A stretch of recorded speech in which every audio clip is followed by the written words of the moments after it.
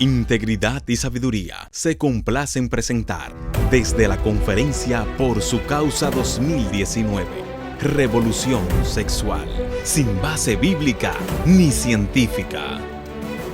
El taller, aconsejando y ayudando a personas con distorsiones de la sexualidad, con el pastor Luis Méndez. Sean todos bienvenidos. Muy bien, aconsejando afectados por la distorsión sexual. Este es el taller que hemos incluido en la conferencia, quizás un poco más técnico de equipamiento. Mi rol es consejería, soy pastor aquí en la IBI de consejería. Esta es mi preparación en consejería. Así que lo que yo quisiera en esta hora que nos toca es cómo dejar en sus manos algunos aspectos prácticos que puedan llevarse, aplicarlo, en el deseo de buscar la bendición de Dios. Déjenme comenzar diciendo que por causa del tiempo, lo que voy a hacer es asumir una serie de cosas. ¿Qué voy a asumir? Bueno, nosotros en realidad, para entender este tema, tenemos que ir sobre tres aspectos básicos de la problemática, algunos de los cuales ya se ha sobreenfatizado durante la conferencia. Yo voy a simplemente, como una pincelada, hablar un poquito exactamente de cuál es el origen, la creación, lo que Dios diseñó. Luego es importante entender, en segundo lugar, cuál es la distorsión, qué es lo que el pecado produce, lo que llamamos la caída. Y luego hablar realmente de la sanación, lo que Dios puede hacer, el aspecto redentivo en todo esto. Teológicamente, nosotros descomponemos los eventos, sobre todo en la historia de Dios. En base a eso decimos lo que es la creación, lo que es la caída, lo que es la redención y luego la consumación en gloria. Así que yo estoy tomando para este taller tres de esos elementos esenciales para verlo aquí. Los dos primeros ya han sido tocados en profundidad durante la conferencia. Así que yo no tengo el tiempo aquí, además no tiene sentido, porque sería repetir lo mismo. Se ha hablado mucho. Déjenme muy brevemente, a un resumen a 55,000 pies de altura, hablarles de estos dos primeros. Todo comienza con una creación. ¿Cuál es el origen? ¿Qué es lo que Dios diseñó? Sobre todo en el tema que nos comparte. Que si yo les resumiera los 2 días de conferencia en 1 minuto y medio, esta es la idea. Dios creó. Y Dios creó el sexo y Dios creó el género porque es lo mismo. Y todo eso se ha desempacado aquí. El texto clave está en Génesis 1, 26. En adelante dice, y dijo Dios, eso es Dios hablando, la Trinidad, porque dice hagamos, no es una sola persona, sino en tres. Hagamos al hombre a nuestra imagen, ahí está la idea.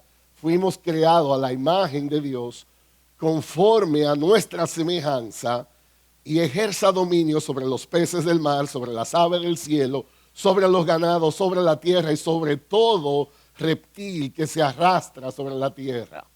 Y dice, creó pues Dios al hombre. Esa es la idea. ¿Cómo lo creó?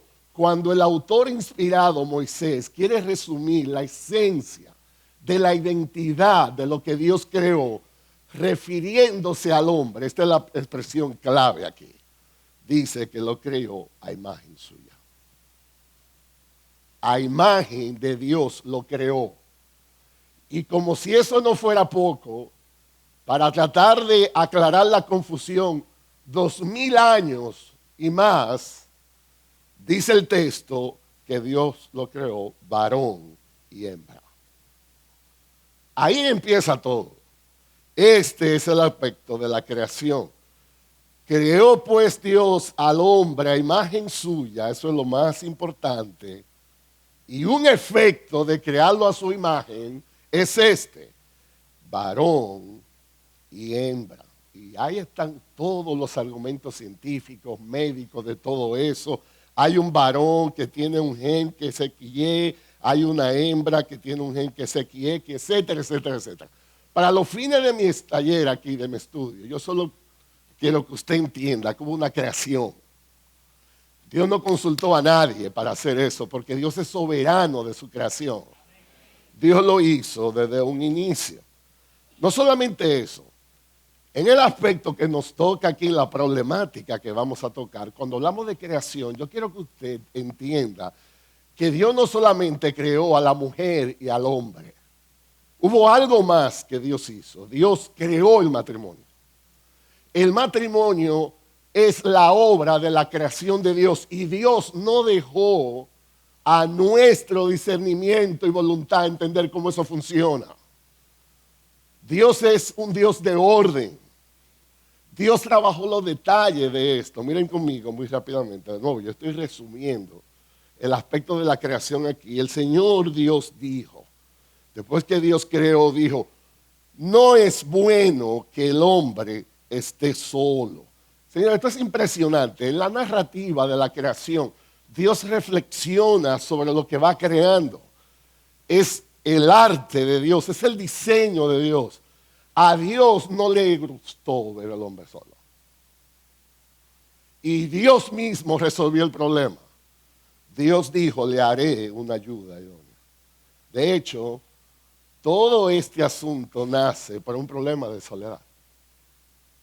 En esencia, la mujer existe, el matrimonio existe porque a Dios no le agradó ver al hombre solo. Eso es lo que dice el texto. Y el Señor Dios, ¿qué hizo? Formó de la tierra todo animal del campo, toda ave del cielo, y los trajo al hombre. Esto es impresionante. El Dios eterno, creador, excelso, sabio, todopoderoso, le dio participación al hombre en la administración de su creación. Dice que Dios creó todo animal, toda ave, todo, y lo trajo delante del hombre para ver cómo los llamaría. Esto es impresionante porque en la narrativa Dios identifica un problema, dice que no es bueno que el hombre esté solo. Dios dice, yo voy a resolver eso y pone en hold el proceso, lo pone como en stop, en espera, y vuelve a la narrativa de la creación. Y Dios dice, yo creé todo esto, y ahora Dios va, por su inspiración, nos va a hablar de la capacidad de este hombre. Adán, Dios trajo todo eso que creó y dijo a ver cómo lo llamaría. Y cómo el hombre llamó a cada ser viviente, ese fue su nombre. Esto es impresionante lo que está hablando aquí. Señores, imagínenselo, yo solo lo voy a poner en dominicano. Adán vio una cuestión y le dijo, esto es un gallo. Y vio otro, eso es una gallina. Lo juntó y se fueron. Cuando el hebreo habla de que nombró, no solamente nombró, sino emparejó. Eso es lo que el original también insiste.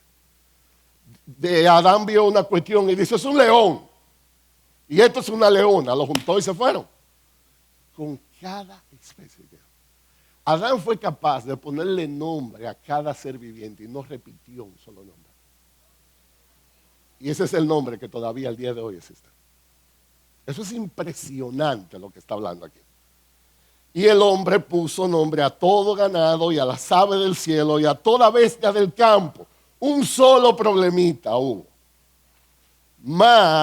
Pero para Adán no se encontró una que fuera ayuda idónea. Cuando Adán vio la vaca, él no dijo, ese es para mí. No.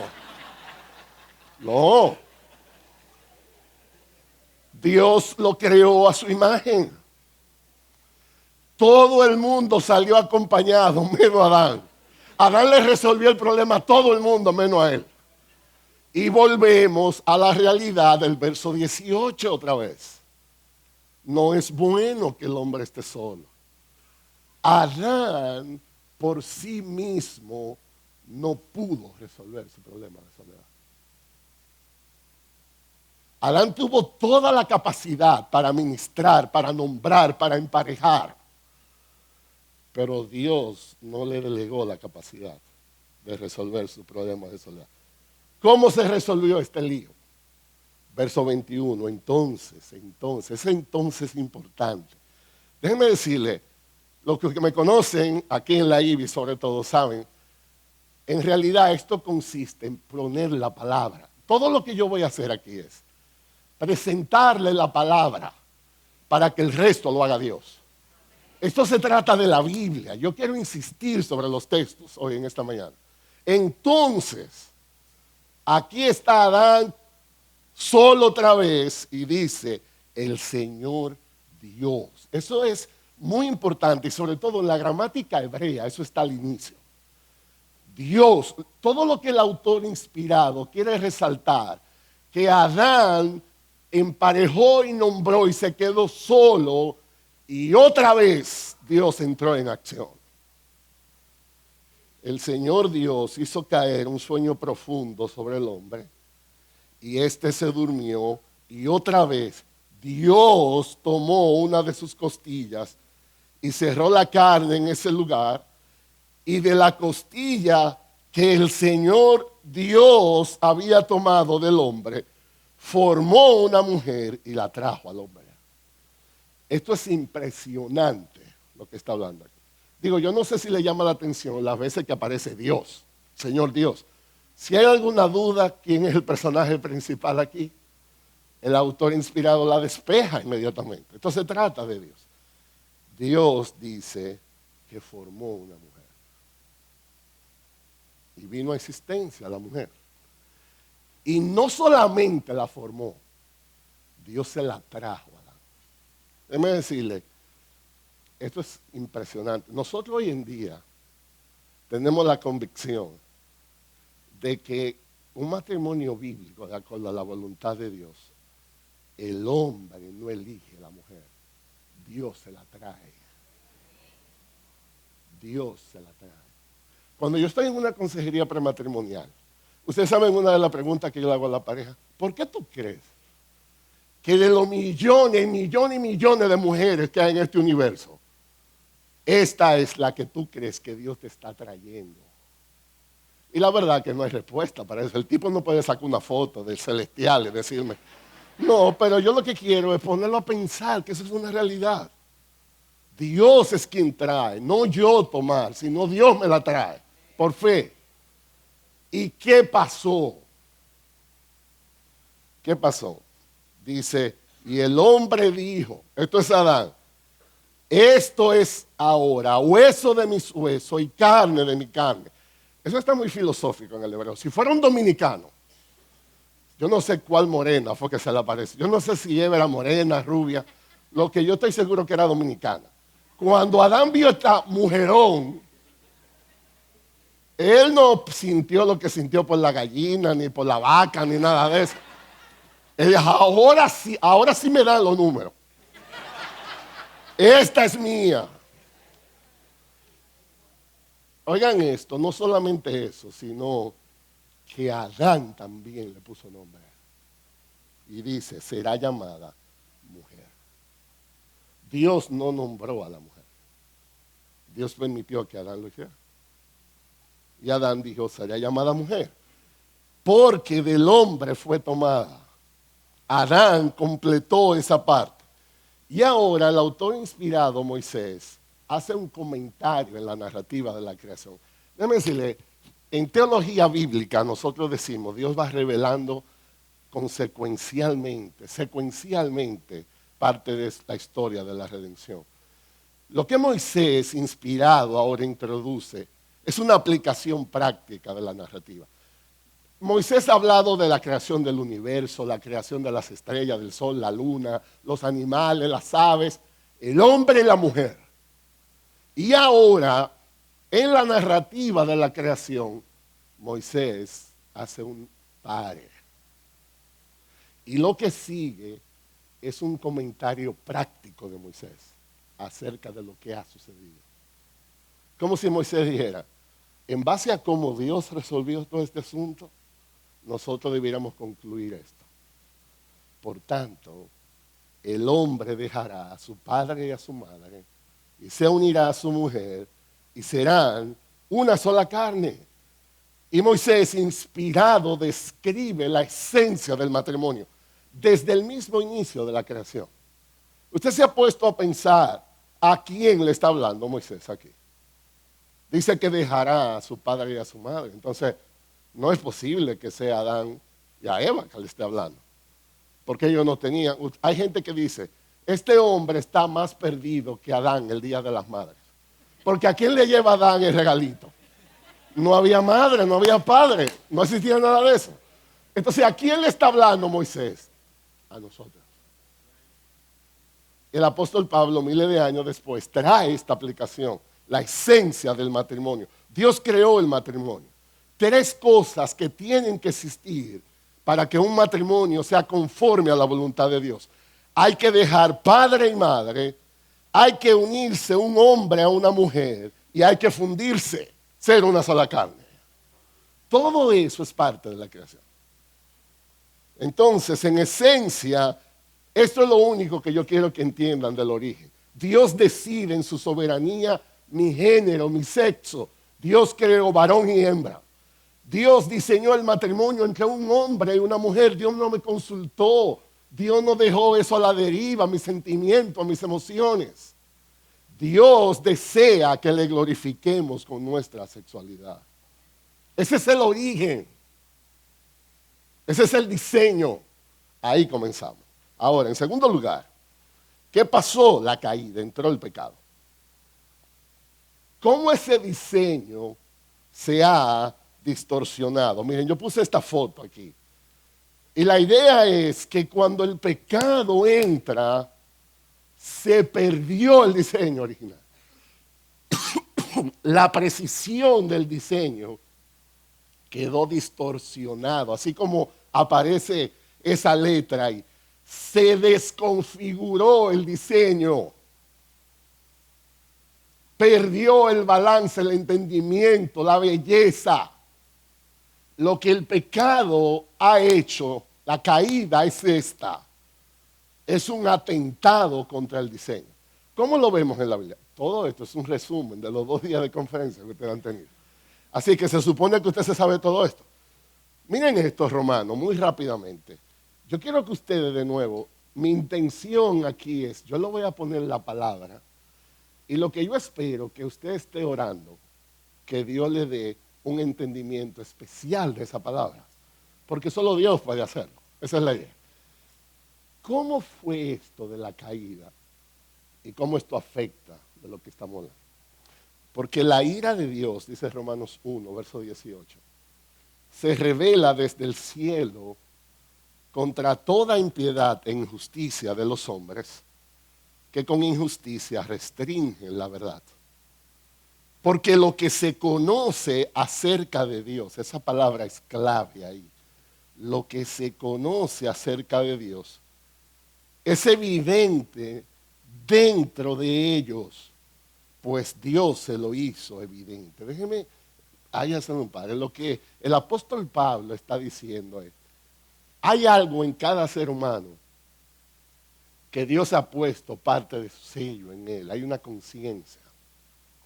¿Usted ha visto esa película de vaqueros? Bueno, ahora no hay tanta película de vaqueros, pero esos vaqueros que mataban por ver la gente caer, yo creo que la bala valía más que la persona en esa película. Cada vez que le daba un balazo a otro, algo dentro decía, eso no está bien. Eso no está bien. Porque Dios ha puesto una conciencia dentro de cada ser humano. Dios ha revelado parte de lo que es, una revelación general. Porque, dice el apóstol, desde la creación del mundo. Señores, es impresionante, el apóstol Pablo se va a la creación. Desde la creación, sus atributos invisibles, su eterno poder y divinidad se han visto con toda claridad, siendo entendido por medio de lo creado otra vez, de manera que no tienen excusa. En otras palabras, hay una revelación general de Dios en la creación, hay una revelación particular y especial de Dios en la palabra.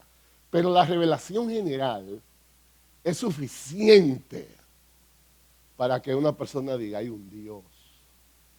Usted se levanta y ve hacia arriba y ve las estrellas y te dice, tiene que existir un Dios.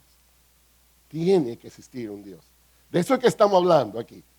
¿qué pasó con el hombre y ese conocimiento? Aquí está el problema. Pues, aunque conocían a Dios, no le honraron como a Dios. Aquí comenzó el problema. Dios se reveló y el hombre dijo, no me interesa.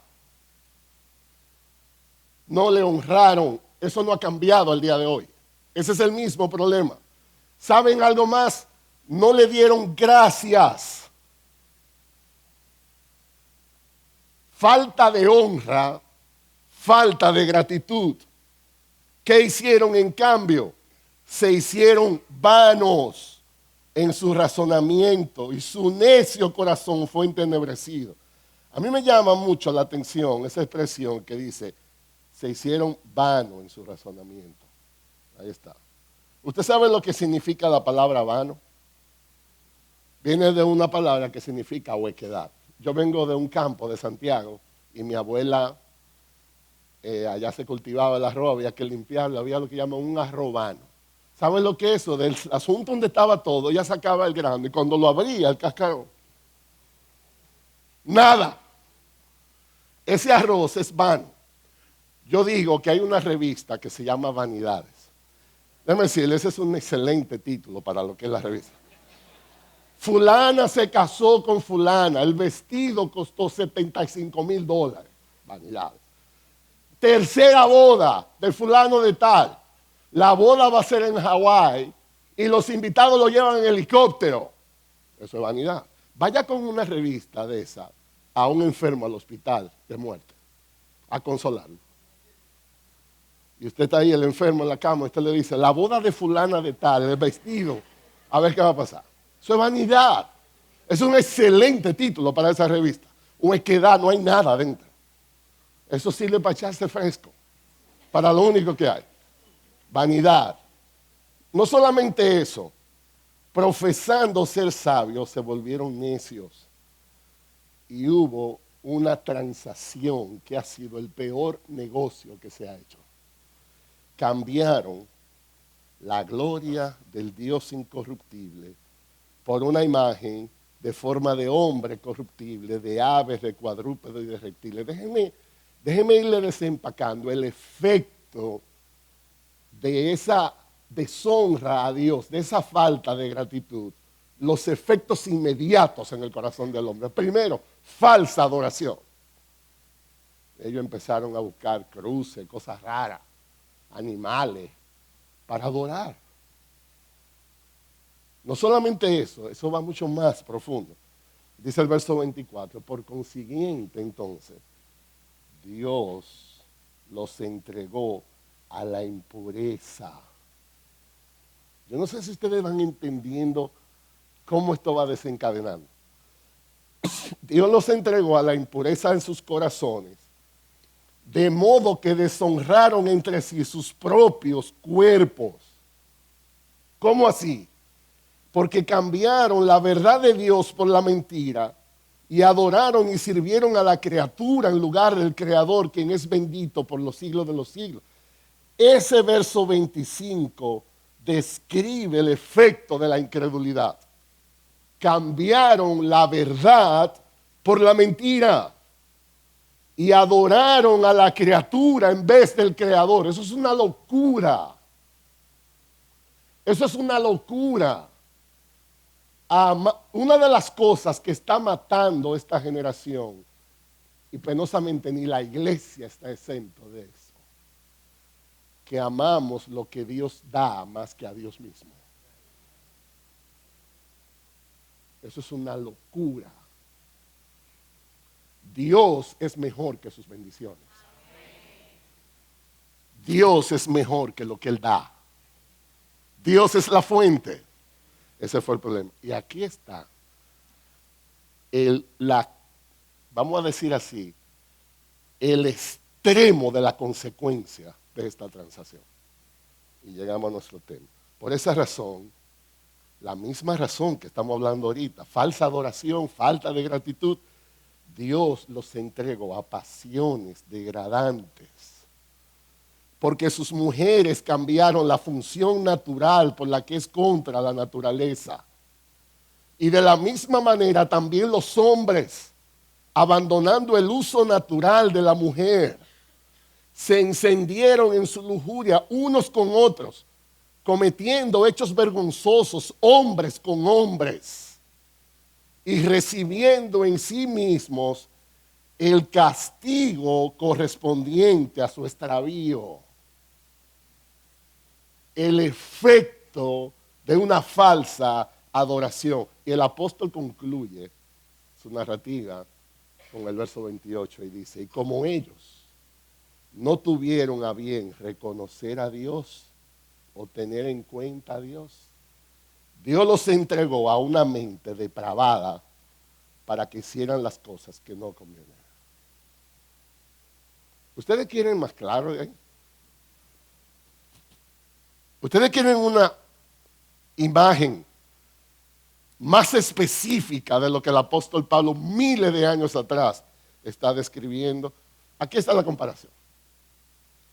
En la creación, Dios decide en su soberanía mi género y mi sexo. Ahora en la caída, yo decido mi género y mi sexo según como yo me sienta. En la creación, Dios diseñó el matrimonio entre un hombre y una mujer. En la caída, yo decido casarme con quien me satisfazga. En la creación, Dios desea que le glorifiquemos con nuestra sexualidad. En la caída, el sexo es un medio para adorarme a mí mismo. Los efectos de no tener en cuenta a Dios. Y aquí está. La distorsión sexual nace entonces como parte de un juicio de no tener en cuenta a Dios. No hay que ir a un seminario para esto. No hay que ir a un seminario. Si vamos a trabajar esto como debe de ser, hay que empezar por aquí. La distorsión sexual nace como parte de un juicio por no tener en cuenta a Dios. Si ese es el origen, la creación, y esa es la distorsión o la caída, esta es la pregunta del $1.000.000. ¿Qué vamos a hacer? Bienvenido a nuestro taller, entonces, ahora. ¿Cómo podemos buscar la redención? ¿Qué Dios puede hacer en esta situación? Si esa fue la creación, el diseño, y este es el efecto de la caída, ¿qué vamos a hacer? ¿Cómo podemos ser redimidos? Y aquí está un texto que se ha citado mucho, y yo creo que puede traer una enorme motivación y bendición en un contexto como un taller como este. Primero a los Corintios, capítulo 6. Otra vez el apóstol Pablo hablando a una iglesia. ¿O no sabéis que los injustos no heredarán el reino de Dios? ¿Quiénes están incluidos en esa palabra injustos? No os dejéis engañar. Aquí está la lista.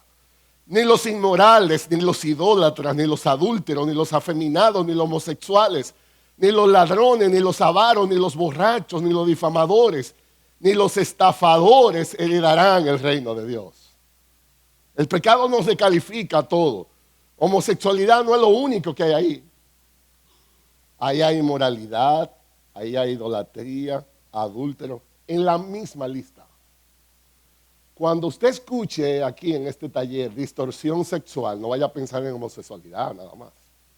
Toda distorsión sexual, todo lo que no encaja en el diseño, como el adulterio, la inmoralidad, todo eso está incluido.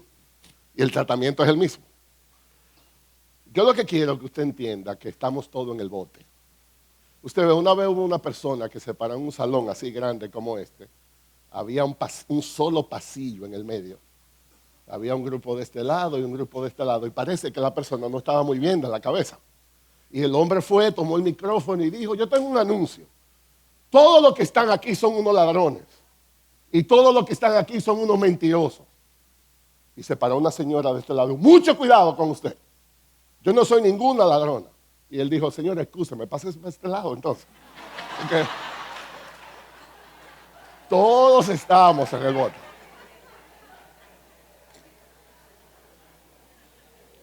Yo no quiero que usted vaya a pensar que porque usted no es una cosa, Ok. ¿Dónde está la parte de la esperanza? El verso 11. Y esto erais algunos de vosotros. Está escribiendo a una iglesia y le dijo, todos ustedes vienen de alguna de esas categorías. Esto erais algunos de vosotros, pero fuisteis lavados, pero fuisteis santificados, pero fuisteis justificados en el nombre del Señor Jesucristo y en el Espíritu de nuestro Dios. Por eso estamos aquí. Nosotros creemos que hay esperanza. Nosotros creemos que Dios puede hacer algo.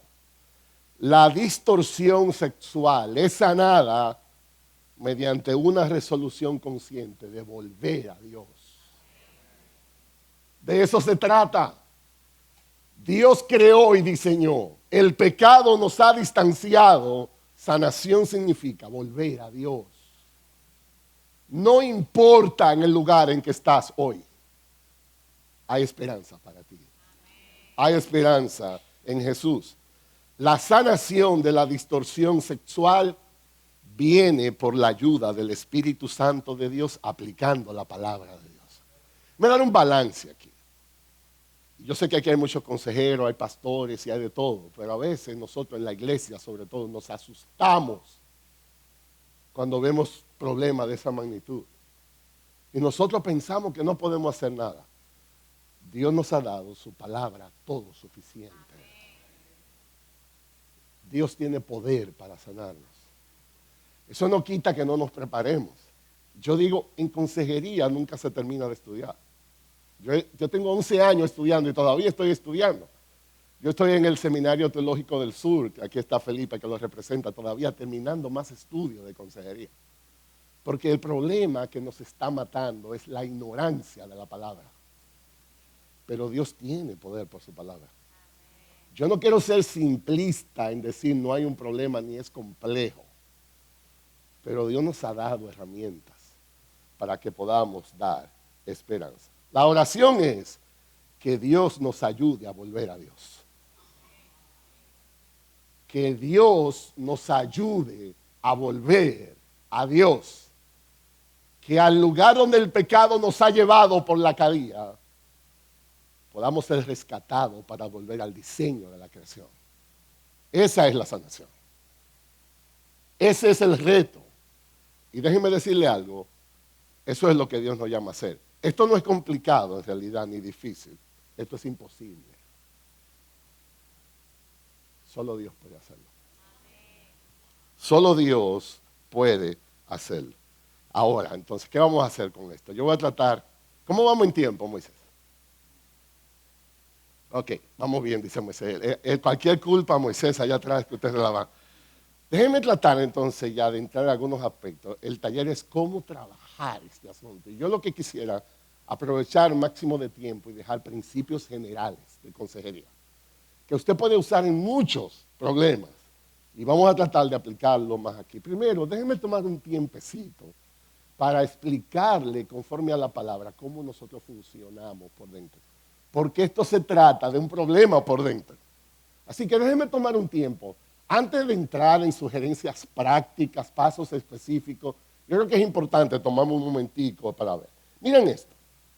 Si eso es un árbol, lo que intentamos describir aquí es esto. Imagínense que esa es la línea del suelo.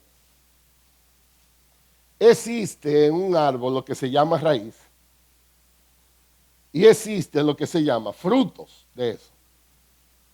Una mata es de mango porque tiene una raíz que genera un mango. Yo no creo que hay que ir a la universidad para eso.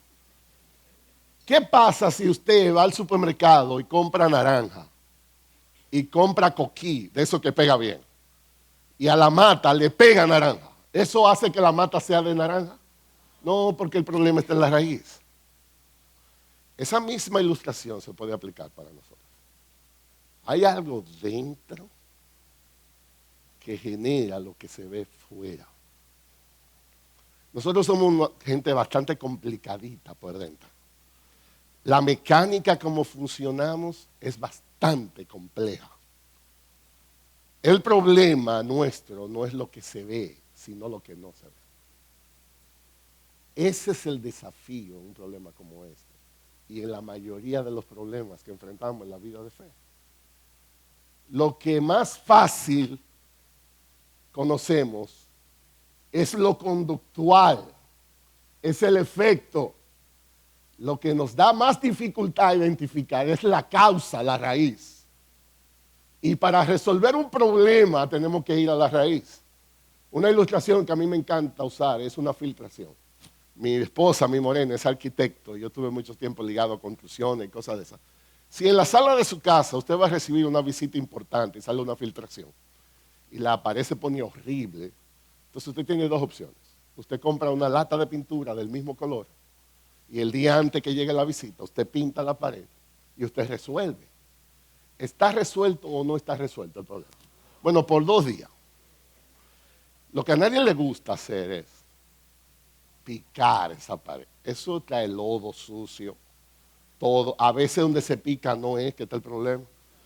Pero después que esa gente empata ahí, se resuelve el problema. En consejería nosotros no pintamos paredes.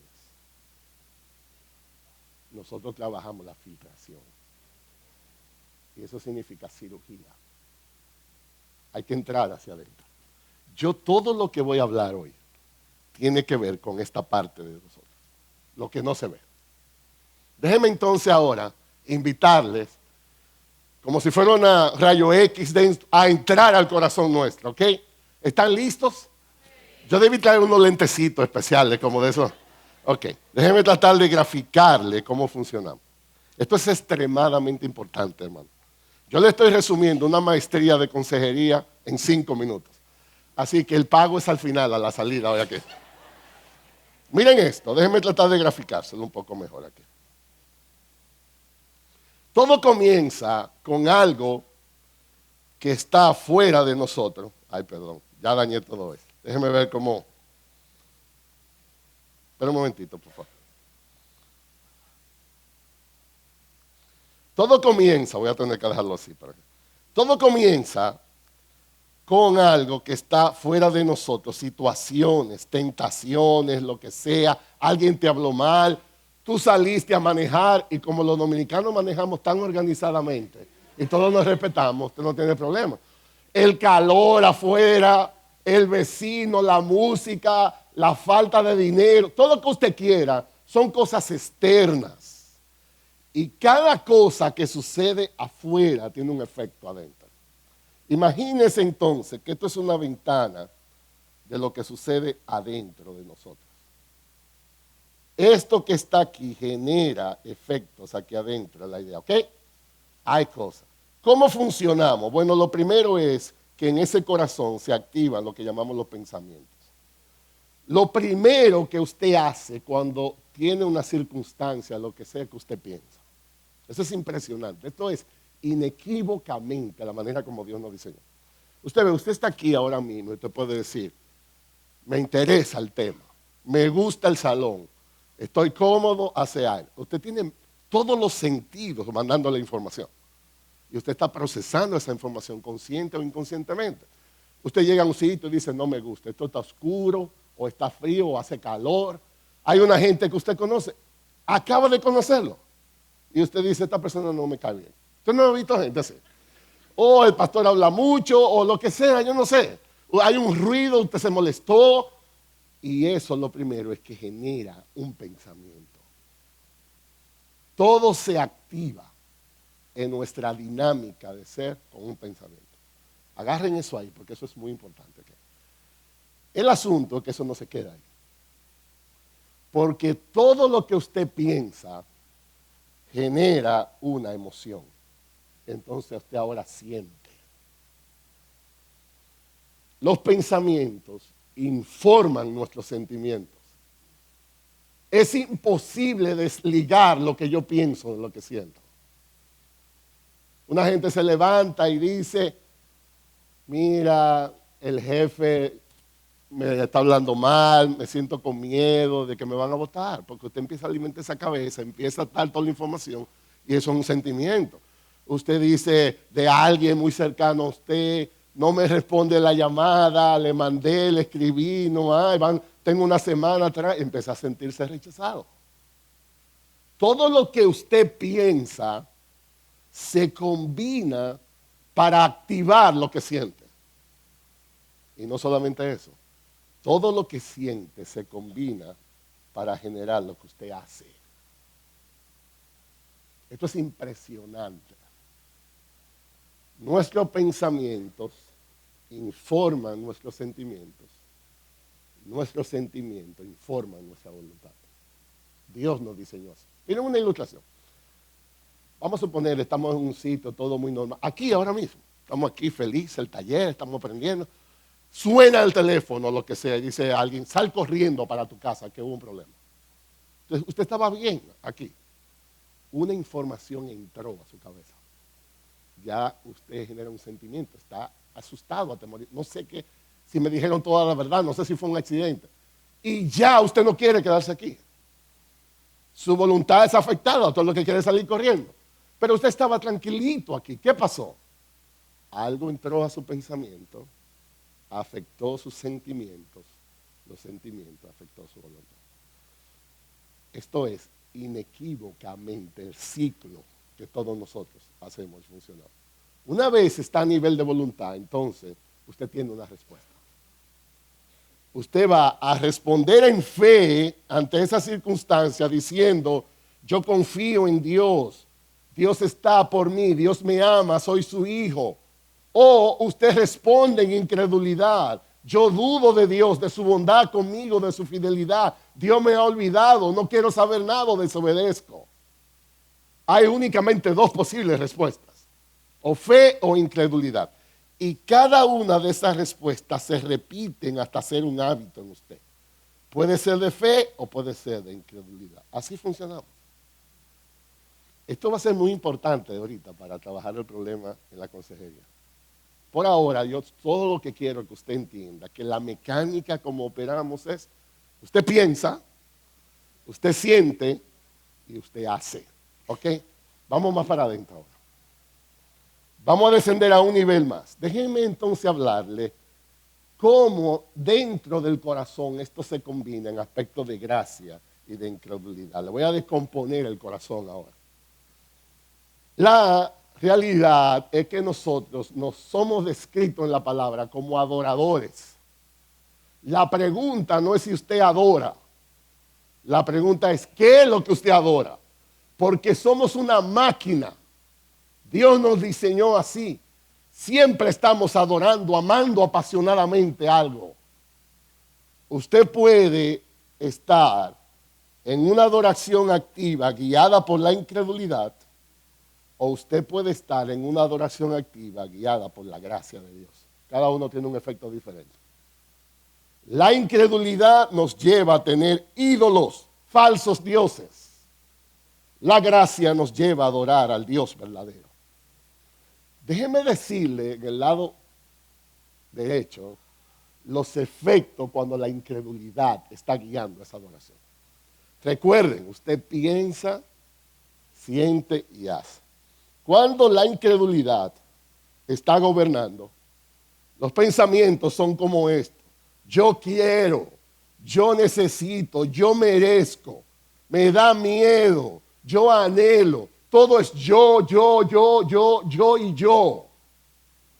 Y eso genera algunas emociones. Si no lo consigo, estoy amargado. Si no me dan lo que quiero, me deprimo. Cuando no siento que no puedo controlar lo que pasa, me lleno de ansiedad, de preocupación, algunas veces de ira. Me lleno de temores, de celos, de odio. Todo eso lo genera aspiraciones no satisfechas. Yo creo que merezco, yo pienso en eso. No se me da, entonces me frustro. Y aquí están los deseos. Yo quiero respeto, yo quiero control, yo quiero perfección, yo quiero seguridad, aceptación, aprobación, poder. Todo eso está en el corazón como una máquina generándose. Nada de eso se ve. Nada de eso se ve. Yo estoy adorándome a mí mismo. ¿Y cuál es el efecto? afuera ahora, en lo que sí se ve de un corazón así? Bueno, yo en realidad estoy lleno de ambiciones, estoy lleno de lujuria, de envidia, codicia, preocupaciones, vicio, maldad. En la raíz de mi corazón, lo que se anida son frutos de incredulidad. Estoy gobernado por mí mismo. Abajo lo que se está cocinando son cosas centradas en mí. Y eso es el efecto de lo que se ve externamente. Me gobiernan las pasiones, me gobiernan los deseos, me gobiernan mis sentimientos. Vivo frustrado, deprimido o lo que sea. Todo eso porque hay una falsa adoración. Reina la incredulidad. ¿Cuál es la diferencia entonces cuando el corazón se va a la gracia? Ahí está la cruz en el medio, cuando Jesús es el centro de nosotros y reina su gracia. Entonces estos son los pensamientos. Dios es bueno. No importa lo que me pase hoy, Dios es bueno, Dios es soberano. Dios decide mi voluntad, Él escribió mi historia. Yo soy responsable de mis decisiones, no los otros. Y la pregunta que me voy haciendo por la gracia, ¿estoy viviendo para la gloria de Él? ¿Le estoy honrando? ¿Qué es exactamente lo que quiero? Y en un corazón así, entonces vienen los frutos del Espíritu. Amor, gozo, paz, compasión, paciencia, contentamiento, misericordia. ¿Cuál es el anhelo de mi corazón cuando eso está funcionando? Yo quiero glorificar a Dios. Yo quiero obedecer a Dios. Yo quiero honrarlo, amarlo, estimarlo, confiarle. Yo quiero conformarme a su imagen. Y cuando ese corazón está enfocado en eso por dentro, los efectos no se pueden esperar. Es un corazón que evidencia una persona, amor por Dios, amor por mi prójimo. Yo hablo con amabilidad, yo tiendo a mostrar generosidad, yo tiendo a dar los frutos del dominio propio, soy humilde, sirvo, yo vivo con gozo. Miren el cuadro completo. Cuando mi corazón está en la dinámica de adorar por la incredulidad, estoy lleno de ídolos. Y los frutos de eso no se van a esperar. Cuando mi corazón está gobernado por la gracia, yo adoro a Dios, yo estoy contento con la voluntad de Dios. Yo amo su voluntad, yo me regocijo en sus promesas. Yo evidencio la paz que solo el Espíritu de Dios puede dar. ¿Pueden ver alguna diferencia entre uno y otro? Entonces, todo esto para decir esto. La lucha de la distorsión sexual es una lucha de idolatría. La lucha de la distorsión sexual, en esencia, es una lucha de idolatría. Estoy adorando falsos dioses. Necesito regresar a la adoración del Dios verdadero. Dice Proverbios 23:7, porque cuál es su pensamiento en su corazón, tal es él. Lo que somos en el corazón es lo que somos. Lo que pensamos, lo que deseamos, lo que sentimos, todo eso se combina. Y Dios dice, tráemelo a mí. Entonces déjenme cerrar con 8 sugerencias prácticas para trabajar todo esto. Esto es importante porque estamos descendiendo como en un avión. Esta primera parte es entender la mecánica de lo que somos por dentro. Entonces, si entendemos eso, nos será más fácil lo que sigue. ¿Cómo hacer esto?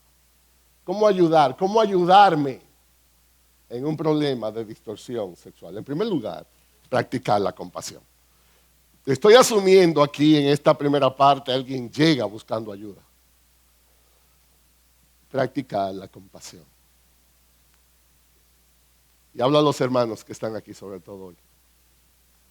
Necesitamos ser compasivos con esto. Miren cómo lo dice el texto. Entonces, como escogido de Dios, ya que eres un escogido de Dios, ya que eres un santo, ya que eres un amado de Dios, revestíos de qué? De tierna compasión, de bondad, de humildad, mansedumbre, paciencia, soportándose unos a otros y perdonando unos a otros, si alguno tuviera queja contra otro. Y como Cristo os perdonó, así también hacedlo vosotros. Y sobre todas estas cosas, vestíos de amor, que es el vínculo de la unidad. Necesitamos más de eso. Yo lo puse en esta expresión. El inicio de todo proceso de ayuda es aprender a amar como Dios ama. No intente ayudar a nadie si primero no tiene sus afectos. Necesitamos amar como Cristo. No amamos porque el otro se lo merezca. Amamos porque Dios nos manda a amar. Yo creo que muchas veces el problema es que intentamos ayudar sin estar listos. Y yo no estoy hablando necesariamente del tecnicismo que esto conlleva. Es que ni siquiera está el corazón envuelto.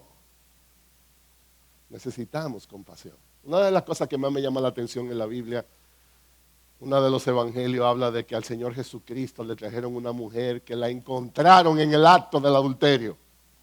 ¿Ustedes recuerdan la historia? Y le dijeron, bueno, la ley de Moisés dice que hay que apedrearla. Y Jesús dijo, el que esté libre de pecado, empiecen, que tire la primera piedra. Y Jesús siguió entretenido ahí. Se fueron. Y se quedó Jesús y esta mujer sola. Yo digo, ese es uno de los encuentros existenciales más impresionantes de la Biblia.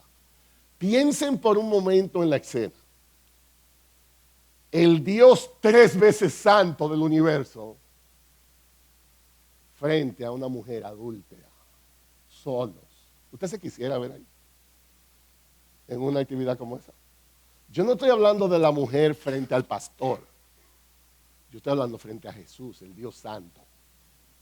Si había alguien que podía condenar a esa mujer, estaba frente a ella. Ninguno de los otros pudieron porque todos tenían una cola.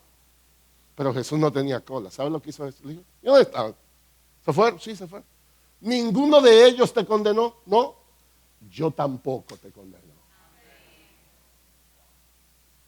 ¿Qué? Digo, yo no sé si eso está en su Biblia, ese versículo. ¿Qué? Jesús le dijo, yo tampoco te condeno. Y yo digo, ¿y cómo es posible que Jesús le dijera una cosa así? Señores, yo no estoy hablando de una mujer que en el pasado practicó eso. Es que la agarraron en el acto mismo. No puede ser que Jesús aplaudía su pecado, porque el texto dice, vete y no peques más. ¿Qué significa entonces que Jesús dijo, yo no te condeno? Jesús la amó. Jesús la honró como mujer. Aunque Jesús difería de su práctica, Jesús la amó. Yo no te condeno. No peques más, pero te amo. Y estoy dispuesto a ayudarte. En segundo lugar, no todo es amor, porque hay una gente que dice, todo es amor, amor, amor, amor. No, hay que hablar la verdad también. Hay que hablar la verdad. El problema de la distorsión sexual no es que trae intranquilidad social, sino que es un pecado que ofende la gloria de Dios. En amor hay que hablar del pecado. Aquí está el balance. ¿Cómo yo sé que algo así es pecado? Dice Levítico 18:22, no te acostarás con varón como los que se acuestan con mujer. Es una abominación, dice Dios. Una abominación. No solamente homosexualidad. Mateo 5:27-28 dice, habéis oído que se dijo, no cometerás adulterio. Pero yo os digo que todo el que mire a una mujer para codiciarla, ya cometió adulterio con ella en su corazón. Jesús no rebajó la ley. Jesús la exaltó. tenemos problemas. Entonces, en tercer lugar, hay que combatir el pecado. Señores, esta es la idea. Hay que combatir el pecado. Te amo, pero hay pecado. Vamos a luchar contra ese pecado. El pecado crea una distancia espiritual y emocional de Dios. Y cualquiera que sea la real sanación, debe incluir arrepentimiento. Debe incluir arrepentimiento. Hasta que no haya ese punto, no puede hacer nada en esto. Pastor, entonces si la persona es incrédula, orar. Orar, que Dios le conceda el arrepentimiento. Pero hasta que una persona no llegue a ese punto, no hay sanación, no la hay. Y esto es sencillo. El efecto del pecado es que nos separa de Dios. Puede ser una separación espiritual, física o emocional. El arrepentimiento trae el perdón de Jesús. Y una de las cosas que el perdón hace es que elimina la distancia que hay con Dios. No podrá haber sanación si no hay arrepentimiento.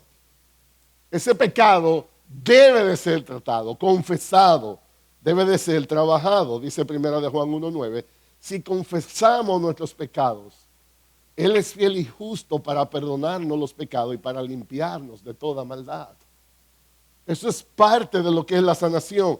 Proverbios 28, 13 y 14, el que encubre sus pecados no prosperará. Mas el que lo confiesa y los abandona hallará misericordia. Cuán dichoso, cuán bienaventurado, cuán feliz es el hombre que siempre teme, pero el que endurece su corazón caerá en el infortunio. Entonces te amo, esto es pecado, el pecado tiene que ser combatido. El puritano John Owen decía, o tú matas el pecado terminará matándote a ti. Es una lucha a muerte. Ahí no hay amor por ningún lado. La Biblia dice que nuestro adversario, el diablo, anda como un león rugiente buscando a quien devorar. Y aquí a los que son creyentes y están en distorsión sexual, tú tienes que tener mucho cuidado. Yo creo que el problema de nosotros es que no sabemos leer la Biblia. Alguna gente lee ese versículo en 1 de Pedro y lo que lee es que el adversario, el diablo, anda como una mascotica sentada en el mueble cuando vemos televisión y nos pasa la lengua por los buches y esas cosas. ¿Usted ha visto un león? A mí me gusta contar una historia. Hace muchos años atrás, cuando mis hijos estaban bien pequeños, fuimos al zoológico del Bronx en New York, uno de los zoológicos más grandes del mundo. Y cuando fuimos nos tocó ver el león. Y providencialmente, cuando nos acercamos al sitio de los leones, hubo un león que abrió esa bocota. ¡Guau! Y de eso hace 22 años todavía yo siento el ruido. ¿Usted se imagina que ese león se salga de esa celda? ¿Usted cree que para darme cariño? No. Satanás anda detrás de una sola cosa, la cabeza tuya. Menos de ahí es inaceptable. O tú matas el pecado, o el pecado va a terminar matándote a ti. 4, hay que identificar los ídolos. ¿Recuerdan todo lo que le hablé del corazón y la idolatría? Entonces, para trabajar este problema, ¿cuáles son los ídolos que hay detrás? ¿Qué es lo que está ocupando el lugar que solo corresponde a Dios? Ídolos, aquí hay algunas ideas. Placer, felicidad. Hay gente que está en la distorsión sexual porque su Dios es el placer. Control. Hay gente que le encanta el control y termina haciendo todo lo contrario a lo que hay que hacer. Hoy la sociedad nos vende que eso es parte de ser auténtico. Miren qué interesante.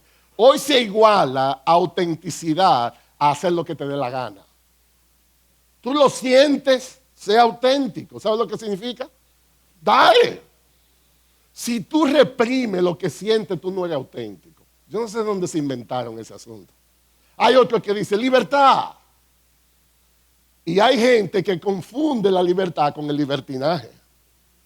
Buscando la libertad, dice el pastor Miguel Núñez, ha encontrado la más grande esclavitud.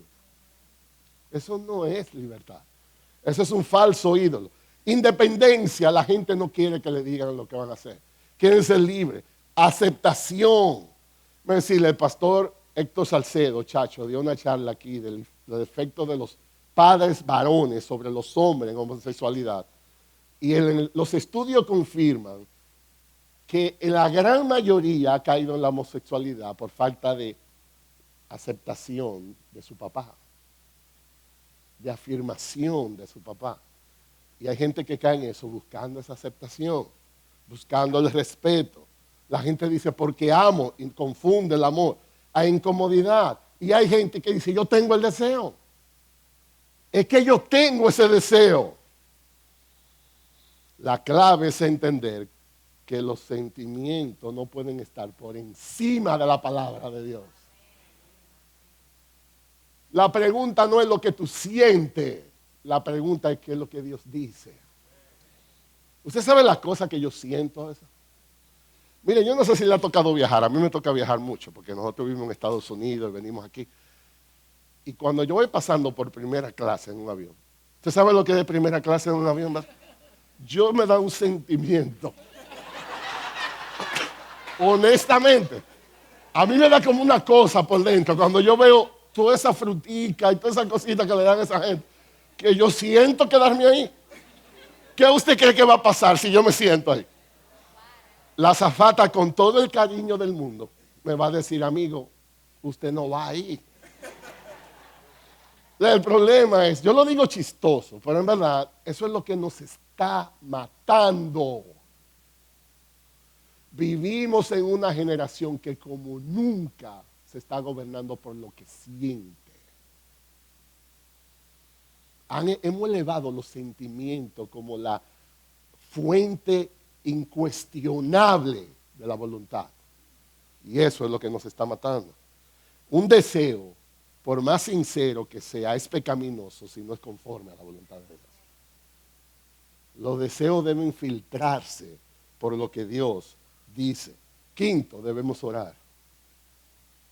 Ustedes se van a sorprender si yo le digo, hay problemas en la vida que lo único que uno puede hacer es orar.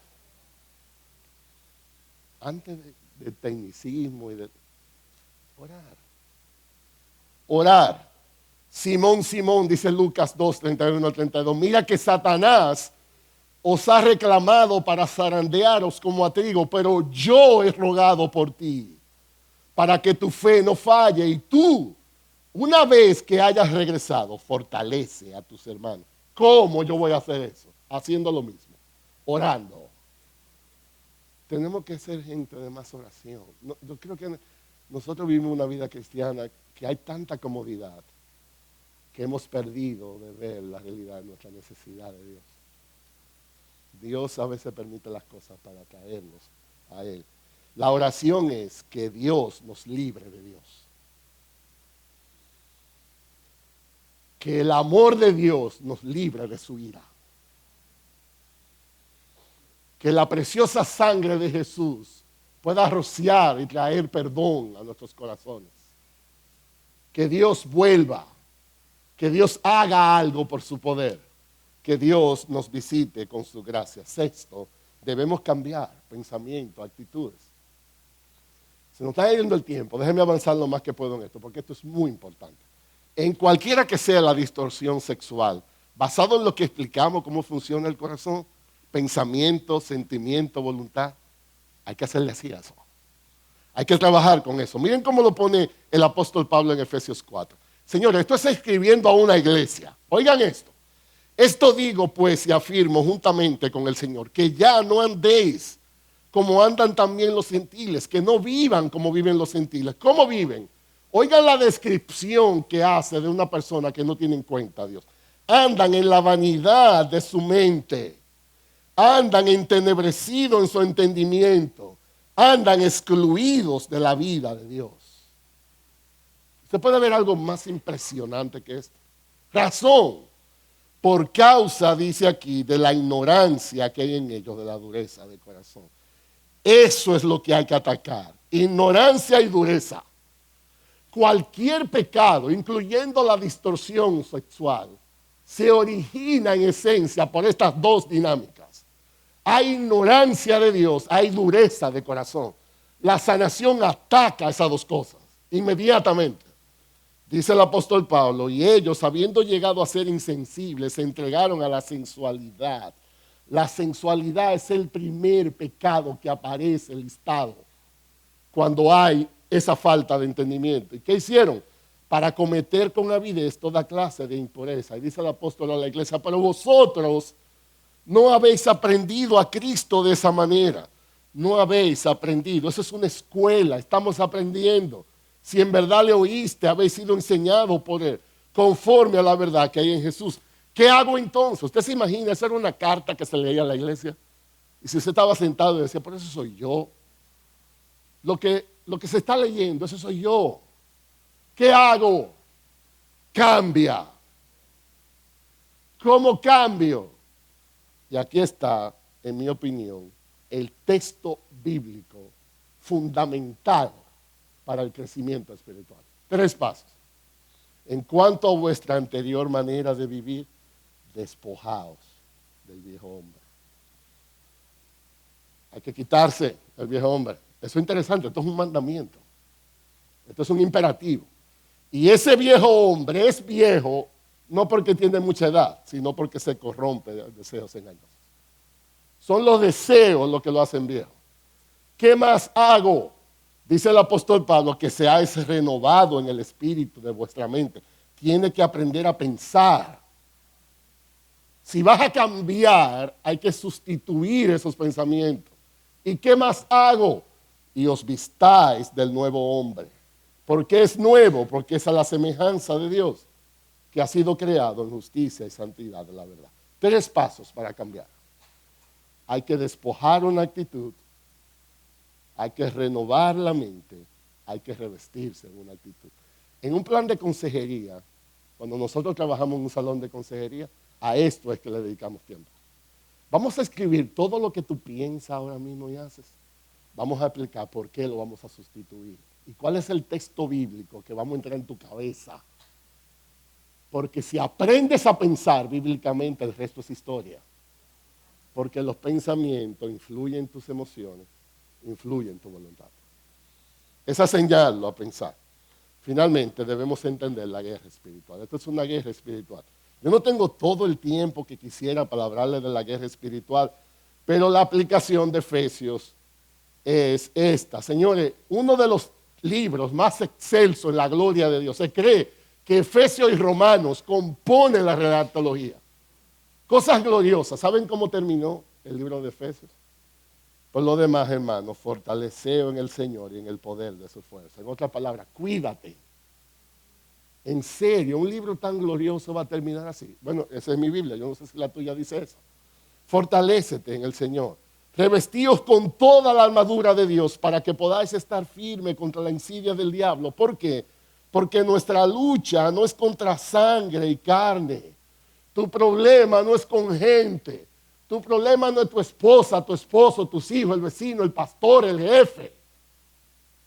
No luchamos contra sangre y carne, sino contra principados, potestades, contra poderes de este mundo de tiniebla, contra huestes espirituales de maldad en las regiones celestes. ¿Y qué significa eso? ¿Y quién sabe lo que eso significa? Los teólogos, mientras más estudio, menos saben de este asunto. Yo todo lo que sé que es mucho. Es plural. Los puritanos decían, en base a ese texto, por cada creyente, Satanás tiene 500 demonios a tiempo completo. Y dice, cuídate de la lucha espiritual. ¿Cómo me cuido? Toma la armadura de Dios. Déjeme mencionarle un par de cositas aquí nada más. Dice, tienes que tomar el escudo de la fe. ¿Para qué sirve un escudo en una batalla? Protegerte. Un soldado sin escudo, al primer flechazo se fue. La fe es nuestro escudo. No solamente eso, dice, toma la espada del Espíritu, que es la palabra de Dios. ¿Para qué sirve una espada en una guerra? El arma ofensiva. Usted no gana una batalla con un escudo. En algún momento tú tienes que tirar el arma. La espada es la palabra. Y dice también con toda oración y súplica. Déjeme nada más mencionarles a tres. ¿Qué usted cree de un cristiano que tiene problemas con su fe? Que no lee la palabra de Dios, ni tampoco ora. ¿Qué usted cree de ese soldado? Entonces yo digo en base a eso, hasta bien vamos. Nuestro problema es simpleza. No entendemos la lucha espiritual. Y finalmente debemos abrazar, ofrecer real esperanza.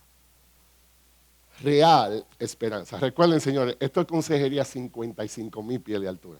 En un entrenamiento real, cada uno de estos pasos serían diferentes clases que se pudieran dar. Miren el texto con el que iniciamos. ¿O no sabéis que los injustos no heredarán el reino de Dios? No os dejéis engañar. Ni los inmorales, ni los idólatras, ni los adúlteros, ni los afeminados, ni los homosexuales, ni los ladrones, ni los avaros, ni los borrachos, ni los difamadores, ni los estafadores heredarán el reino de Dios. Y esto erais algunos de vosotros. Pero fuisteis lavados, pero fuisteis santificados, fuisteis justificados en el nombre del Señor Jesucristo y en el Espíritu de la sanación de la distorsión sexual. Viene con la ayuda del Espíritu de Dios, aplicando la palabra de Dios. 8 sugerencias prácticas ahí para mí. Entonces, ¿qué hemos visto? Dios creó y diseñó. La caída es el efecto del pecado, nos ha distanciado de ese diseño. Dios nos llama ahora a una real sanación. Dios nos llama a ser redimidos. Dios tiene el poder para hacerlo. Que Dios bendiga su palabra.